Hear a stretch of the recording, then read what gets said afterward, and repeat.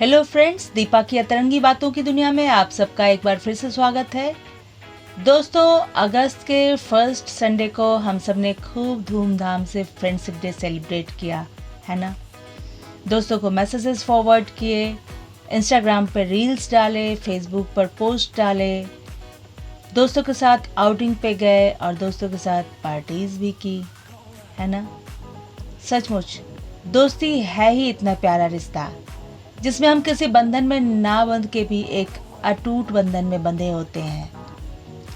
मैथिली शरण गुप्त ने क्या खूब लिखा है, तप्त हृदय को सरस स्नेह से जो सहला दे, मित्र वही है।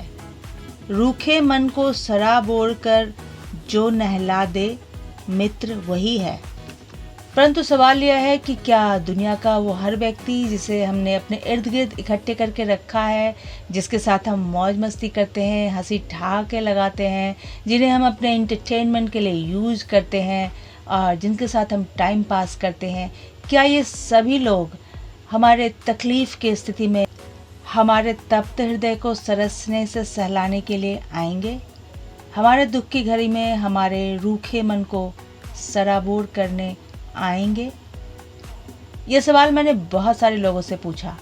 ज़्यादातर लोगों ने कहा पता नहीं, शायद नहीं। और देखा जाए तो हम में से बहुत सारे लोग मौज मस्ती, हंसी ठहाकों और एंटरटेनमेंट की तलाश में ज़िंदगी भर यहाँ से वहाँ भटकते रहते हैं और उम्र के एक पड़ाव पर आकर बिल्कुल अकेले रह जाते हैं।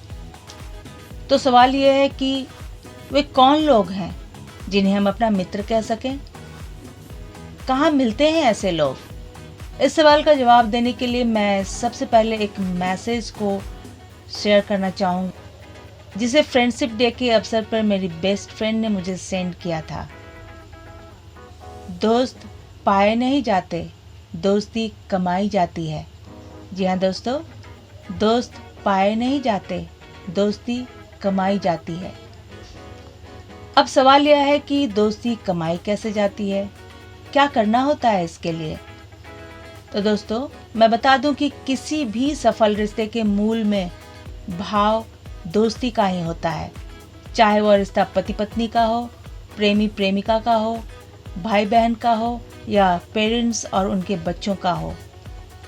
दोस्ती कमाने के लिए हमें सबसे पहले एक दूसरे के प्रति कमिटेड होना पड़ेगा।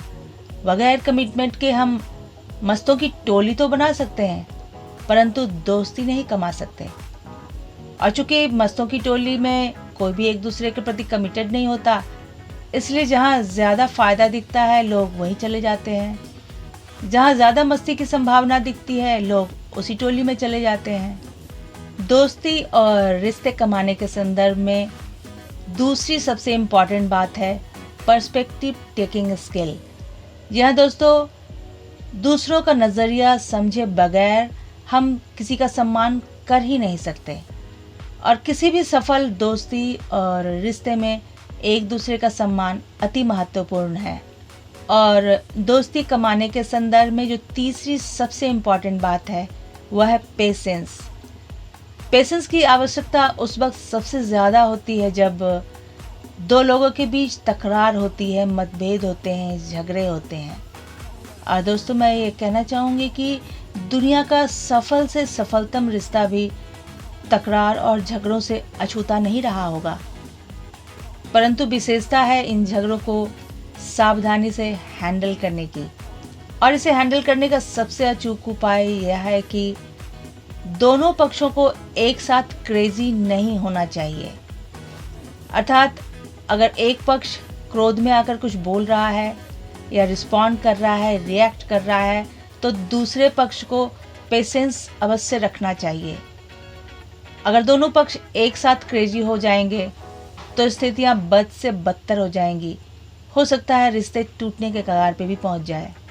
परंतु एक बात मैं स्पष्ट कर दूं कि मैं यहाँ किसी वैसे रिश्ते की बात बिल्कुल भी नहीं कर रही हूँ जो टॉक्सिक है या फिर जिस रिश्ते में अपनी अस्मिता और अपने अस्तित्व को खतरा है। और रिश्ते कमाने के संदर्भ में चौथी सबसे इम्पॉर्टेंट बात है अपने ईगो को परे रखकर थोड़ा सा झुक जाना। अगर हमारे झुक जाने से रिश्ते खिलखिला उठते हैं, रिश्ते फिर से तरोताज़ा हो जाते हैं तो झुक जाना ही बेहतर है। परंतु मैं यहाँ किसी ऐसे इंसान के सामने झुकने की बात बिल्कुल भी नहीं कर रही हूँ जिसे हमारी फीलिंग्स की कद्र ही ना हो। और दोस्तों, अंत में मैं ये कहना चाहूँगी कि पैसे कमाना बहुत अच्छी बात है, परंतु उससे भी अच्छी बात है रिश्ते कमाना, क्योंकि इन पैसों का आनंद हम तब तक नहीं उठा सकते जब तक हमारे इर्द गिर्द हमारे खुशियों में शामिल होने वाले लोग ना हों, हमारे साथ सच्चे दोस्त ना हो और हमारे प्रिय रिश्तेदार ना हो। हम इन पैसों का आनंद नहीं उठा पाएंगे। और जल्दी मैं फिर से हाजिर होंगी कुछ और अतरंगी बातों के साथ। तब तक के लिए बाय बाय।